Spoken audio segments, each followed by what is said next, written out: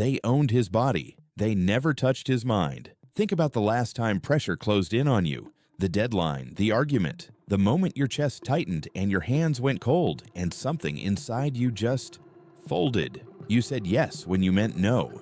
You stayed quiet when you should have spoken. You let the fear win. Now imagine a man whose master could break his leg for entertainment and who still could not be broken. Same fear, same pressure, different response. Why? What did he know that you were never taught? Hold on to that question, because the answer is a 3-step code, and by the end of this, you will be able to use it tonight. His name was Epictetus, but for most of his early life, he had no name that mattered to anyone. He was property, bought and sold in the markets of Rome in the 1st century after Christ, owned by a wealthy and cruel secretary to the Emperor Nero, a slave among thousands, invisible. There is a story about his leg. Some say his master, in a fit of amusement, began twisting it. Epictetus, calm, looked up and said, "If you keep going, you will break it." The master kept going. The bone snapped, and Epictetus, without a flicker of panic, simply said, "There, I told you it would break.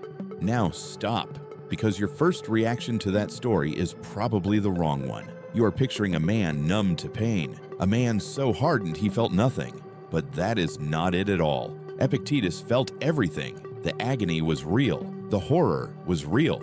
And here is what almost no one realizes. His calm was not the absence of feeling. It was the presence of something stronger than the fear. A discipline, a code he had been building in silence for years, precisely for a moment like this. Because a slave owns nothing. Not his time, not his body, not his future. Everything can be taken in an instant. And a mind that lives in constant terror of loss is a mind that is already enslaved twice over, once by the master and once by itself. So Epictetus asked a dangerous question, a question that would eventually make him one of the most quietly powerful men in the ancient world. He asked, "Is there anything here that they cannot take?" And the moment he found the answer, everything changed. But he was not free yet, not even close. Here is the thing, they do not tell you about pressure. Pressure is not the event. Pressure is the gap between what is happening and what you demand should be happening. The traffic is not the pressure. Your need to not be in traffic is the pressure. The criticism is not the wound. Your need to be seen as perfect is the wound. Epictetus, sitting in the dark of a slave's quarters, began to notice this gap in himself, and he made a division, the single most important division a human being can make. On one side, he put everything outside his control, his master, his body, his reputation, whether he lived or died tomorrow. On the other side, he put a very short list, his judgments, his choices, his response, what he did with the moment he was handed, and he made himself a rule. He would pour all of his energy into the second list, and he would release his desperate grip on the first. This is step 1 of the code. The Greeks had a name for this division, but you do not need the Greek word. You need to feel what it does, because you, right now, are spending most of your life on the wrong list. You lie awake replaying what someone said about you, the first list. You cannot control what they think. You rehearse a conversation that may never happen, the first list. You cannot control the future. You refresh the screen, waiting for a reply that will decide your mood for the day, the first list. You have handed the controls of your inner life to people and events that do not even know they are holding them. And this is why pressure breaks you, not because you are weak, but because you are trying to lift a weight that was never yours to carry. You are trying to control the uncontrollable and failing, and calling that failure your fault. Epictetus stopped trying to lift that weight, and something strange happened. The calmer he became inside, the more his master noticed. This slave did not beg, did not flatter, did not flinch. There was a stillness in him that money could not buy, and cruelty could not reach. Eventually, he was granted his freedom, but freedom was not the turning point of his life. What he did with it was, because now a new pressure arrived, a subtler, more dangerous one. And most people, the moment they escape their chains, walk straight back into invisible ones. Here is what Epictetus understood that changed everything. Freedom of the body means nothing if the mind is still a slave. He looked around at the free citizens of Rome, wealthy men, powerful men, and he saw people more enslaved than he had ever been, enslaved to their appetites, terrified of losing their status. furious when a servant was late, devastated when a banquet went wrong, men who owned 100 people and could not command a single one of their own emotions.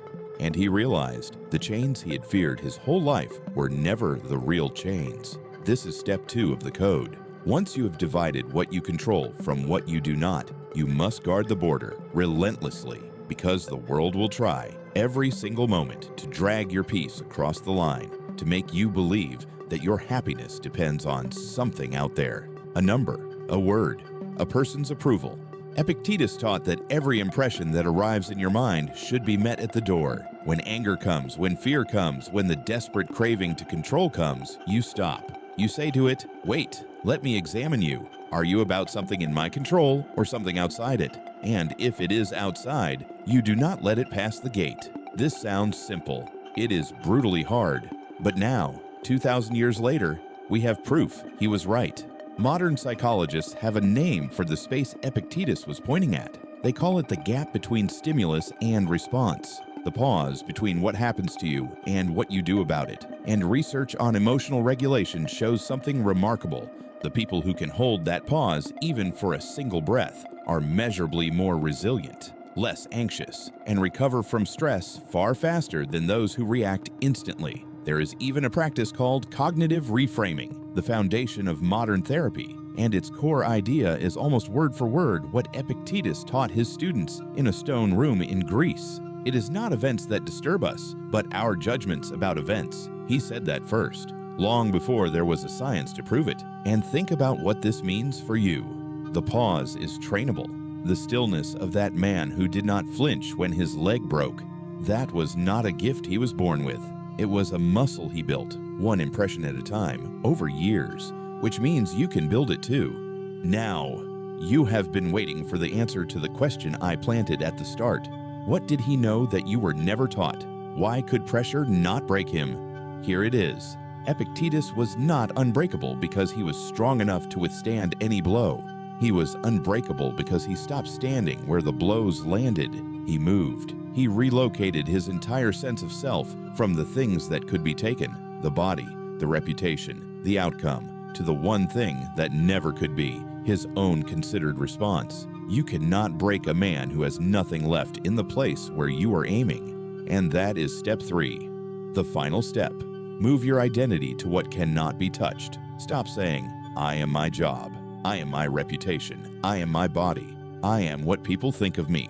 All of that lives on the first list. All of that can be taken in a single afternoon. Instead, quietly, build your sense of who you are around the only territory that is truly yours. Your choices, your character, your response to whatever comes. So here is what you can do tonight. It takes 5 minutes. Take the thing that is pressing on you right now, the worry sitting in your chest. Write it down in one sentence, then draw a line beneath it.